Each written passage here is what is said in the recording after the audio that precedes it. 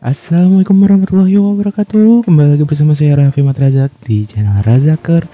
Dan masih tema tentang lebaran teman-teman. Jadi seperti biasa, kemarin kita udah bahas tentang sejarah THR.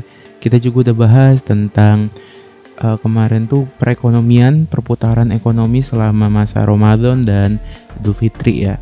Dan karena ini musim mudiknya udah selesai, Ramadan udah selesai, Idul Fitrinya udah selesai, kita akan bahas sesuatu yang terjadi setiap tahunnya, yaitu orang-orang yang bawa saudaranya atau temennya atau kerabatnya balik ke Jakarta untuk merantau. Nah ini teman-teman fenomena yang ya tadi saya bilang itu tiap tahun terjadi. Dan kenapa sih hal ini terjadi dan apa sih efeknya ke Jakarta itu sendiri? Oke teman-teman, jadi berdasarkan data ya dari Dukcapil DKI, tahun 2020 ada sekitar 24.043 jiwa yang datang dari luar Jakarta ke Jakarta pada saat Idul Fitri. Lalu 2021 sekitar 20.046 jiwa, tahun 2022 sekitar 27.248 jiwa, dan angka ini terus meningkat pada tahun 2023 dan 2024 ini diprediksi juga akan meningkat kembali. Nah, kenapa sih hal ini bisa terjadi? Karena biasanya tadi yang saya bilang, pemudik yang tadinya keluar Jakarta begitu nyampe kampung, pasti ada aja kerabatnya, temannya, saudaranya yang ikut ke Jakarta untuk merantau gitu. Cuman di sini perspektifnya ini yang mungkin agak sedikit salah lah. Karena mereka menganggap bahwa Jakarta ini adalah tempat perantauan yang akan mudah mendapatkan kerja. Padahal nggak juga loh teman-teman. Nih ya, berdasarkan data dari Kepala Dinas Dukcapil DKI Jakarta, Pak Budi Awaludin, dalam 3 tahun terakhir sekitar 80% pendatang memiliki pendidikan di bawah SLTA atau SMA. Berarti ini lulusan SD atau SMP. Memiliki penghasilan rendah dan 20% berkonsentrasi di RW kumuh, yang artinya saudara yang ngebawa dia dari kampung ke Jakarta juga bukan saudara yang memang di Jakartanya berekonomi menengah gitu, malah bisa dibilang ekonomi rendah. Lalu nah ini karena ekonominya rendah itu, mereka nih rata-rata tuh datang dengan modal nekat doang. Itu nggak datang dengan memiliki kemampuan atau bahkan tujuannya aja nggak jelas. Dan ya akhirnya inilah yang membuat mereka ini terlantung-lantung, menjadi pengangguran dan meningkatkan indeks kemiskinan di Jakarta gitu. Dan ini tuh nggak berlangsung baru-baru ini loh teman-teman. Ini tuh berdasarkan kata sejarawan J.J. Rizal, tradisi merantau ke Jakarta itu sudah berlangsung sejak masa Hindia Belanda, terutama sejak industrialisasi meningkat gitu.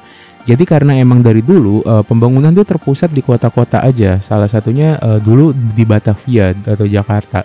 Dan kebetulan di Batavia ini selain ibu kotanya Hindia Belanda, waktu itu juga ada perusahaan yang sampai detik ini merupakan perusahaan dengan aset terbesar di dunia, yaitu VOC. Perusahaan milik Belanda ini yang itu juga berkantor pusat di Batavia atau Jakarta. Yang akhirnya dari dulu pusat perekonomian dan pusat pemerintahan itu ada di Jakarta, yang akhirnya orang-orang dari luar Jakarta menganggap bahwa Jakarta ini adalah tempat untuk mengadu nasib atau istilahnya asal nekat aja mengadu peruntungan gitu. Padahal ya sekarang pemerataan pembangunan sudah mulai terjadi, makanya juga saat ini Jakarta juga udah bukan statusnya ibu kota ya, udah namanya udah DKJ ya, daerah khusus Jakarta. Sudah ibu kota sedang proses pemindahan ke IKN. Dan ini merupakan salah satu langkah untuk mereduksi ini mindset yang terjadi selama lebaran kayak gini nih teman-teman. Jadi nggak selalu warga desa atau luar Jakarta mengadu nasib di Jakarta. Tapi ini bukan berarti sebenarnya kalian ini nggak boleh gitu mengadu nasib di Jakarta mentang-mentang orang luar atau segala macam. Mungkin dituduhnya rasisme lah atau segala macam. Bukan itu. Buat teman-teman yang dari luar Jakarta mau ke Jakarta untuk bekerja atau ini mengadu nasib atau apalah istilah kaliannya, yang pertama itu harus punya tujuan yang jelas. Kalian akan tinggal di mana, kalian di Jakarta mau ngapain. Jangan cuma ke Jakarta modal nekat doang. Terus persiapkan dana minimal untuk hidup kalian sendiri selama 1 bulan. And for your information, biaya hidup di Jakarta itu bisa 2 kali lipat biaya hidup kalian di desa ya. Sebagai perbandingannya aja, kalian bisa lihat dari UMR-nya. Jakarta berapa kali lipat dari daerah asal kalian. Nah, kalian hitung tuh di situ. Minimal kalian bisa hidup di Jakarta atau punya modal uang sebesar UMR Jakarta. Terus kalian harus punya skill yang kira-kira bakal dibutuhin buat kerja di Jakarta. Ini di berbagai lini ya, mau kalian bekerja di sektor formal ataupun non formal gitu. Yang penting kalian punya skill, kalian punya kemampuan. Jadi kalian ke Jakarta tuh nggak kosong, nggak cuman bawa ijazah.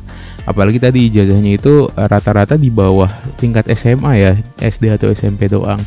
Kalau bisa minimal SMA atau SMK. Dan kalian punya, kalaupun nggak itu, minimal kalian punya skill di bidang non formal kayak gitu teman-teman. Dan mungkin segitu aja kali teman-teman yang ingin dibahas mengenai fenomena ini ya, fenomena apa ya, saya kasih judulnya ya. Intinya fenomena mudik pas mudik bawa orang balik ke Jakarta gitu ya. Nanti aku inilah cari-cari judul yang catchy-nya gitu ya. Terima kasih telah menonton video ini.